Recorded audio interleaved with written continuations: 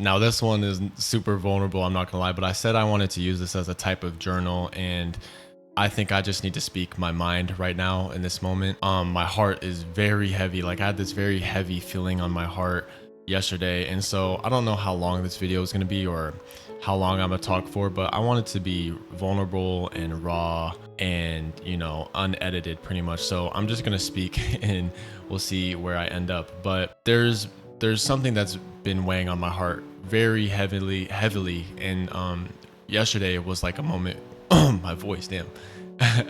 Yesterday was a moment where I realized, like, I don't know, it just felt extra heavy. And so y'all see the title. I don't know exactly what I'm gonna title this, but I have some sort of clue, and I'm hoping I can make this video and one of you can relate to this. I think if I can make this video, and to be honest, I just want to vent, and if one person is able to see this and either get helped or just kind of like talk to me about it, which sounds kind of sad, bro, but I really don't have anyone to talk to, or that I've been able to open up to about this type of thing. So I think where I want to start is kind of like the beginning of my life. This could be a story time-ish thing, but I don't want to spend too long in any particular area. So ever since I was very little, obviously I was shy and I like to keep to myself a lot. I recall talking to my mom a couple days ago, and she said she had to like stop herself from crying too, because there were a lot of times where I would just start to almost like break into tears, and I would have to fight tears before like walking into class. Or I vividly remember like there were so many days where I would be by my cubby before class started, and I'd go put my little ass backpack in the cubby, and I'd have to like fight tears in public. I was very anxious, and all these sorts of things. And I made a video about this like 2 videos ago about how I actually used to be really bold when I was super young, and then things kind of, in my opinion, took a turn for the like quote unquote worse. But I've been this kid that was super shy and shut in, and didn't really have many friends. I really didn't have many friends growing up, all the way probably till like 7th grade. I went to a small charter school, so there weren't a lot of opportunities to meet new people. You kind of see the same people every single day, and I was just kind of the quiet kid. I did have a couple friends, but I'm not really in touch with any of them anymore, except for one. But even then, like, I don't know, we don't talk that often. And so that was my, from like super early childhood to 7th grade. And then 8th grade, I went to a private school. I went to a Christian private school, which I found out wasn't actually very Christian. As you learn, honestly, I feel like these Catholic, Christian like academies, private schools, they're a lot more worldly. Like they have their issues too. And so anyways, that was one thing. I met friends there, but to be honest, most of them were kind of bad influences. And I don't want to speak badly about anyone, but none of them are really my friends again today. And life is what it is. But going on to, I guess I'll just walk through my like how I grew up. But going on to freshman year was COVID. And COVID is like, I mean, we all know, we all experienced it. And if you're someone who's around my age, 20 years old, or younger, older, whatever, if you're around my age, you know what it was like around that time. I know there's a lot of people that had their senior year taken away from them, which I think sucks. I think honestly, I almost lucked out, it just being my freshman year. But at the same time, obviously I'd choose for it not to happen at all if that were the case. But yeah, so my freshman year was cut out, and I was inside all day. And I'll make a video about what that kind of did for my life. But it was kind of like it didn't seem like a dark time, but it really was. There was some really bad habits that came as a result of that. But I forgot to mention, in 6th grade, I started playing basketball for the first time. Like, I played organized basketball. I have a whole story about that too, which I mean, that would take forever, and this video would be an hour, so I'm not going to get into that. But basically, I started playing basketball. I never really played any sort of sports like at all. All I did was play Minecraft all day, Call of Duty, CS:GO before that. And then I started playing organized basketball. So now, my freshman year, like I have these quote unquote like basketball friends. But if you're someone who's an athlete or was an athlete in high school, middle school, even college, I feel like, I mean, college might be a little different, but you meet these people and they're kind of like they're your teammates, but like it's hard to bridge that gap between teammate and friend, you know?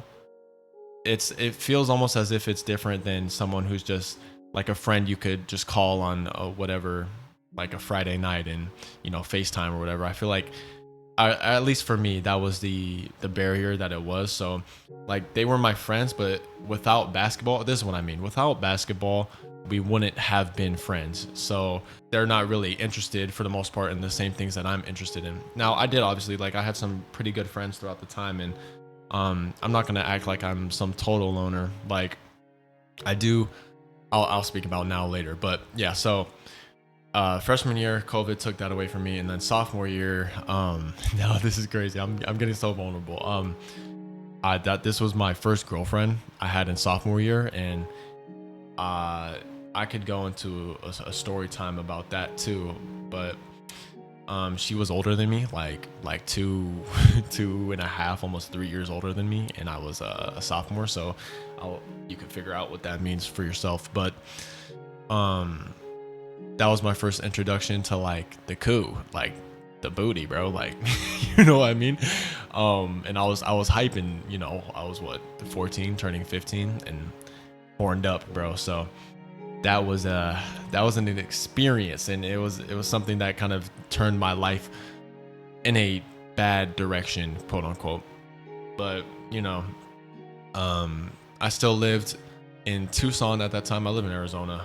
I still lived in Tucson at that time, and I just went to a regular public school. It was my first time going to a public school, and it was so crazy to me that like everywhere you walk, there is a new face, there is a new person, which was absolutely insane to me. Because like I said, I went to a really small charter school all the way up till 7th grade from kindergarten, and then I went to a private school for 8th grade. So like the most amount of students was like less than 1,000, and then I went straight to like 5,000, which was crazy. But it was a lot more to get into.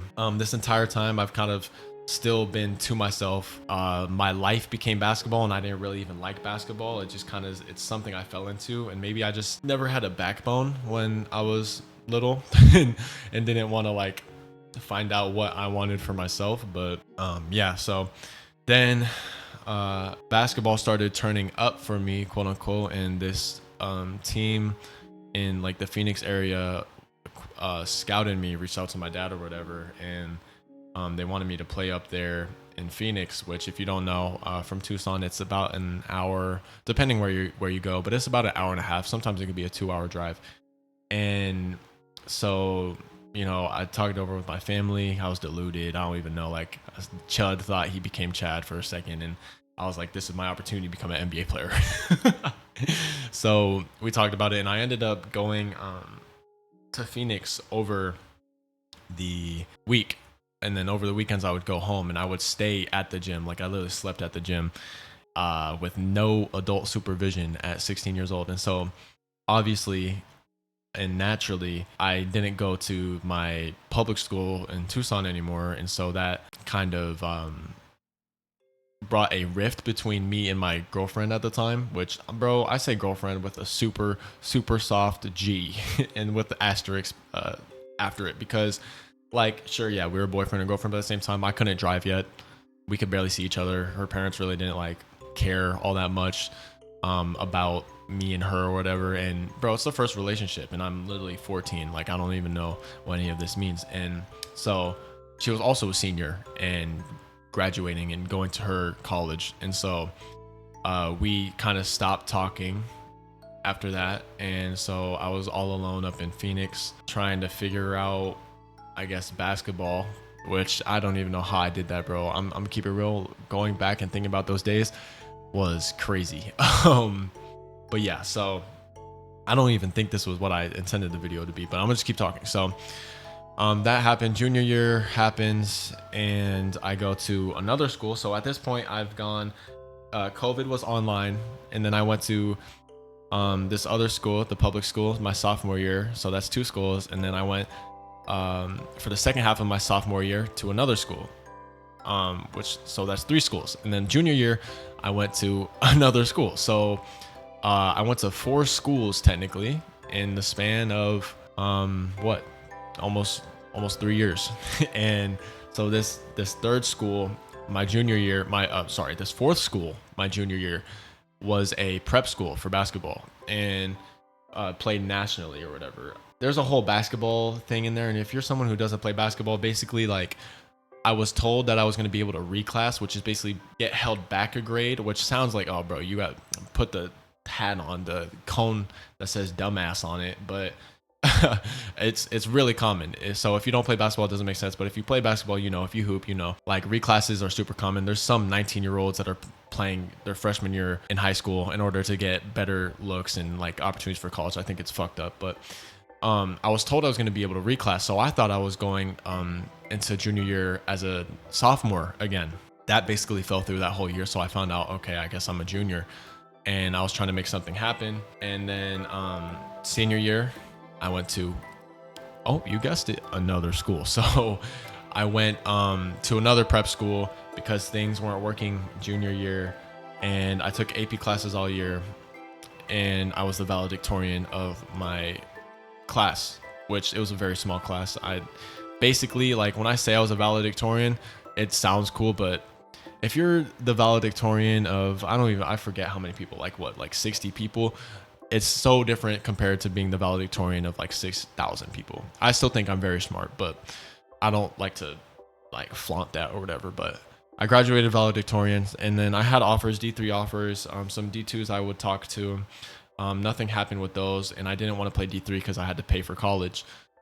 And my whole goal this entire time, and I think this actually, finally, we're getting to like the topic of the video, have 12 minutes in, but college only made sense to me if I got it paid for, and the way I was going to do that was by playing basketball. And D3 sports, if you don't know, they don't give you an athletic scholarship. They just give you, like, it's just like regular college, and you're basically, all the D3 athletes out there, like, if someone you know is a D3 athlete, just know they love the sport.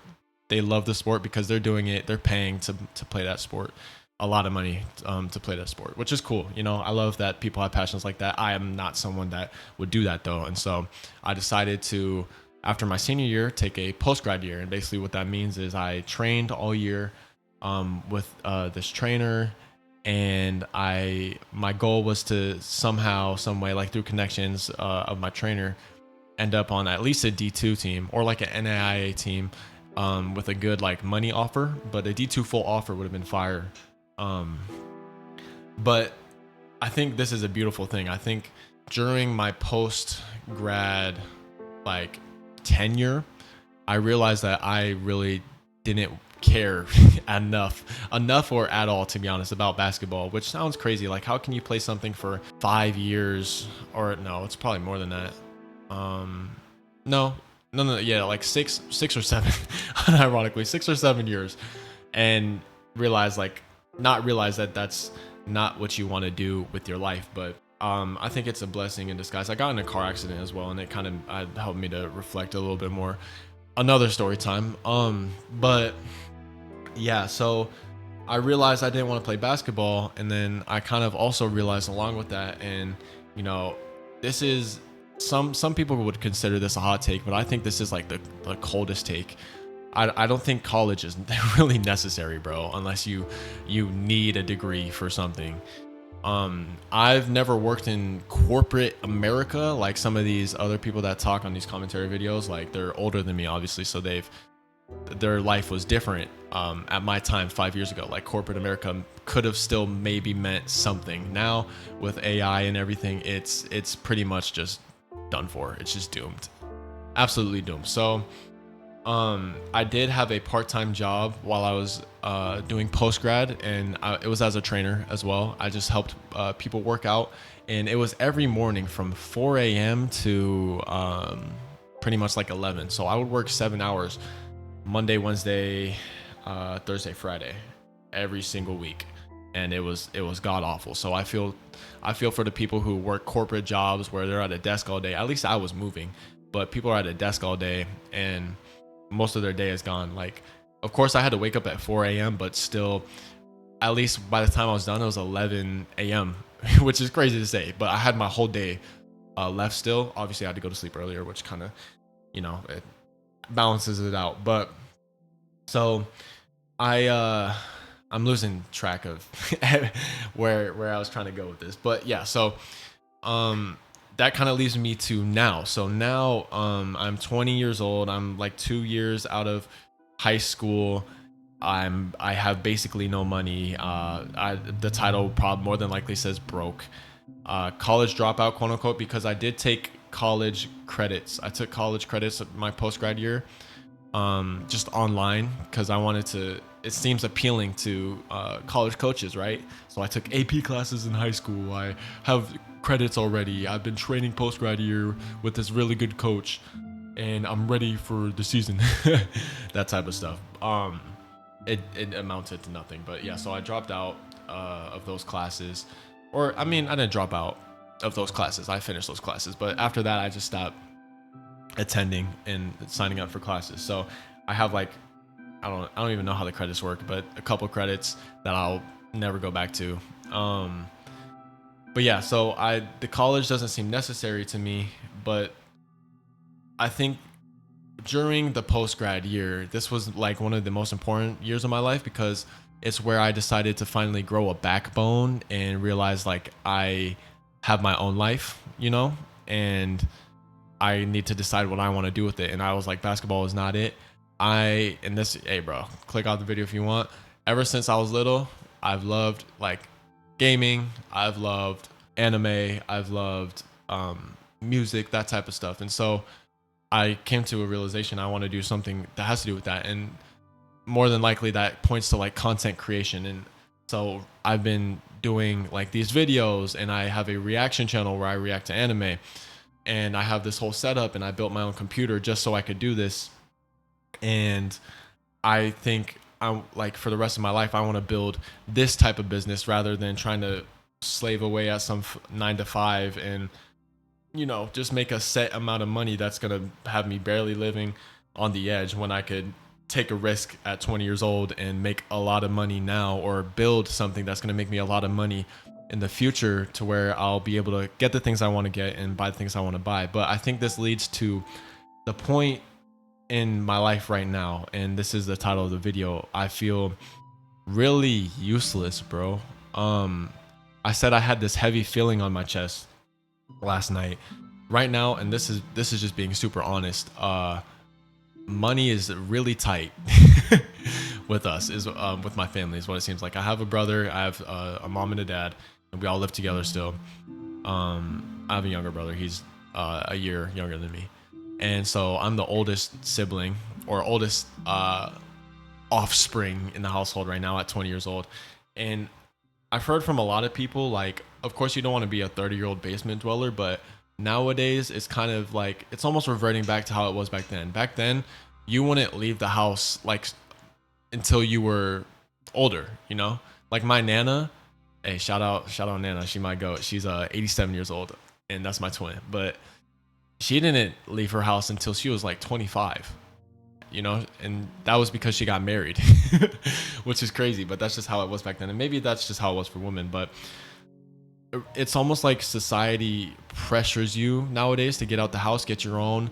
At 17 years old, have $1 million in your bank account, own like 4 cars, and have a clothing line. But that's just realistically not how it works.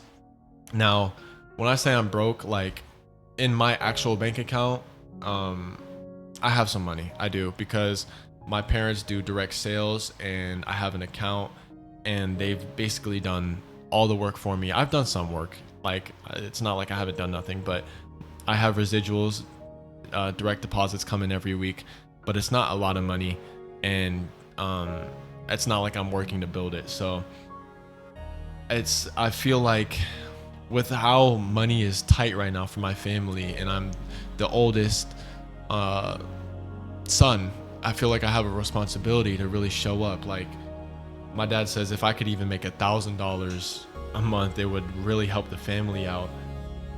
And you know, I'm sitting here doing this content creation stuff, and I want it to work, but right now it feels like the growth and the progress is just super slow. And so I just feel worthless, you know?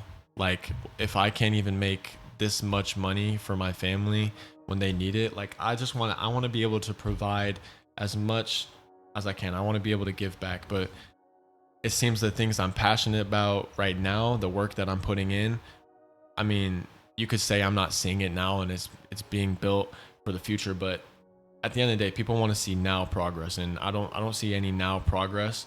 And so I'm left in this weird position where it's like, do I continue doing this type of stuff, or do I just go get a regular job and just, you know, sacrifice my life so my parents could, you know, have a little bit better of a situation, so we could have a little bit better of a situation. But even then, it doesn't seem like it's worth it. So my only option really is to just kind of stick it out and do this. And so I've been yapping. I think I'm just gonna keep building, and I'm gonna keep stacking. And you know, hopefully you guys like this video. It's really just been a nothing burger, but I guess at the end of the day, I just wanted to talk to someone, and I think this is therapeutic for me, just being able to express these type of things, because there might be a lot of people who are in my situation. You know, there's a lot of people that don't go to college and they don't know what to do with their life. And so, and you know, being in a tough spot like this right now, of course it could be worse, but it could also be a whole lot better, you know, like a whole lot better. And I want it to be a whole lot better, and I don't want to be the reason that it's not a whole lot better. I want to be the reason that it is better. And so I'm just battling that right now. And you know, it's a money thing. Trying to make money is like it's super easy nowadays, but especially in the online like content creation place or space, you need to have patience, and you got to just trust that your stuff is working. It's hard to trust that it's working when you have like the iron plate pressing against you. You know what I mean? I feel like I'm in a room. This is a good analogy. I feel like I'm in a room, and have you seen those escape room like films or like games where there's like the spiked ceiling, and it'll drop down, and there's no escape. There's no door. You're enclosed in four walls, and it just feels like this spike is just dropping slowly down to your level, and it's gonna crush you and break you. It feels like the pressure is on right now, and maybe it's just a moment in time, and I could look back on this and realize that maybe I was tripping. But hopefully you guys can relate, whoever stumbles upon this video. There's not a lot of subscribers that I have right now. Most of them came from stuff that I was doing before this type of content. So if you're someone who feels similar or is in a similar situation, try and be vulnerable with me like I've done the same, and we could talk in the comments, bro. I want to engage with someone, bro. I just want one person to reach out. So, and it like I said, it's not like I don't have friends. I probably have like one true friend right now that consistently reaches out to me. Shout out Cam, you to go. I love you. Everyone else is kind of on and off, and so he's really the only friend, like true friend, I have right now. And I want more friends. And so if this is a way to grow a community and have more people, you know, to discuss with, to talk with, and figure life out, because at the end of the day, bro, like we're all experiencing this life for the first time, and I feel like being 20 in this age and day is really strange. But yeah, I feel lighter already. So this was a good journal for me, and this is actually my first time recording everything in one whole take without punching in on a voiceover. So I think I want to keep this format because it feels more authentic and real, and hopefully you guys enjoyed like the Minecraft parkour in the background. It brings me back to those good days, man. Yeah, I think that's it. So hopefully you guys enjoyed this video. Like and subscribe if you did, and I hope y'all have a great rest of your day, man. I hope God blesses you in whatever endeavors you're embarking on. I love you. Jesus loves you. See ya.